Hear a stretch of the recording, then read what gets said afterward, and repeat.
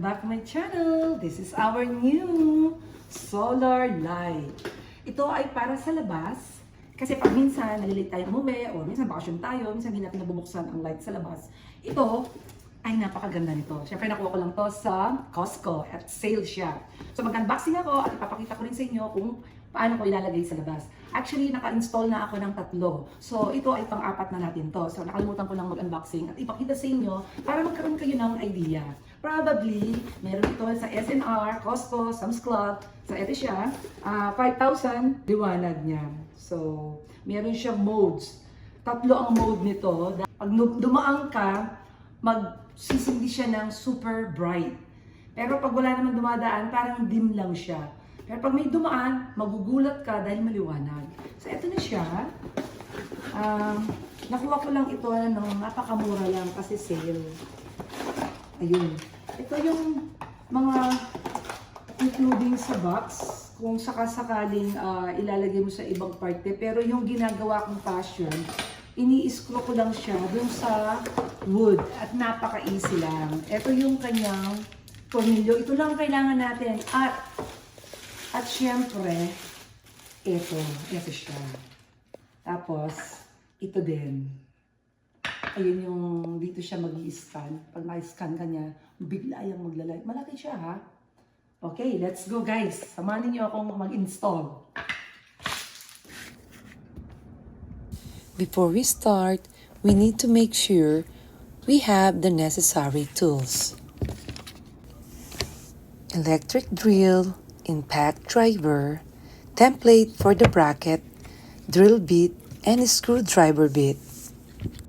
We also need a ladder and of course safety glasses. I'm gonna put it right here. Kasi ang reason na ilalagay ko siya dito, merong bintana dyan, may bintana dito, tapos merong gate dito.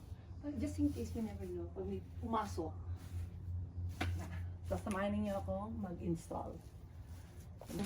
Dahil nandito yung gamit ko, lalagay ko dito yung gamit ko para naka-ready na. Ayan yung gamit. Yan.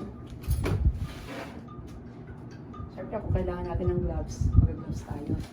Save our hands from hard work. Go!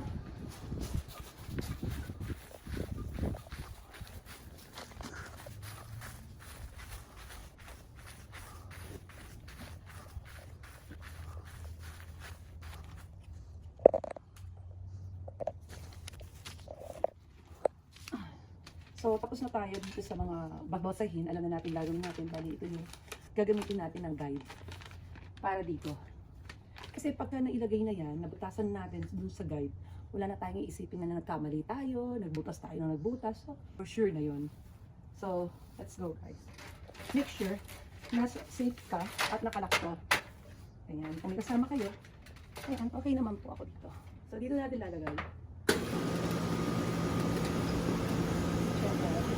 Kailangan natin ito kasi ang aksidente, hindi nyo alam, di ba? Alam. So, hindi nyo alam, kailangan na yung kanyang safety glasses.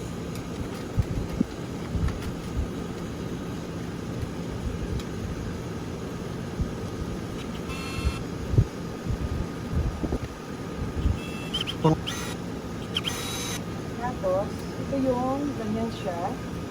Gandagin na siya. Yung, kita ko na yung butas. Ito yung screw, bubuksan na natin. Hindi natin kailangan ito.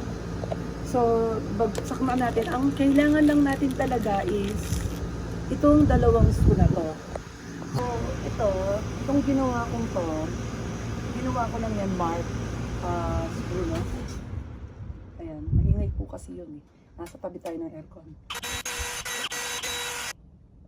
So pa. Tapos na ako sa drill bit. Dito natin kasi malaki yung screw nito.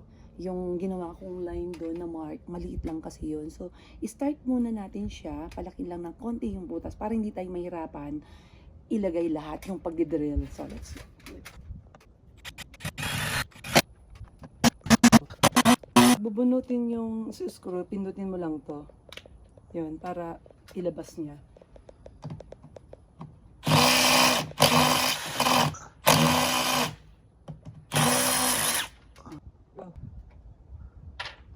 So, ito na ngayon, ilalagay na natin dahil mayroon na tayong line. Ayan, kitang-kita yung butas. Pakita natin.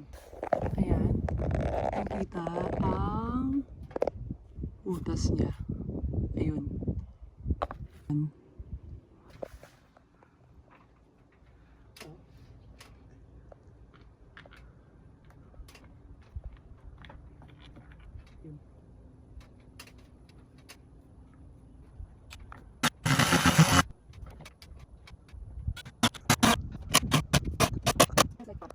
So, ngayon guys, na-settle natin yung mag-hold. Na-settle na natin yung mag-hold dito sa solar na ito. Papakita ko lang sa inyo kung nasaan yung on and off niya.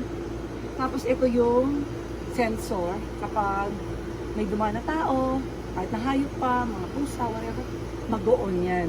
Marami siyang mode. So ngayon, syempre, ito yung sa taas. So, let's go.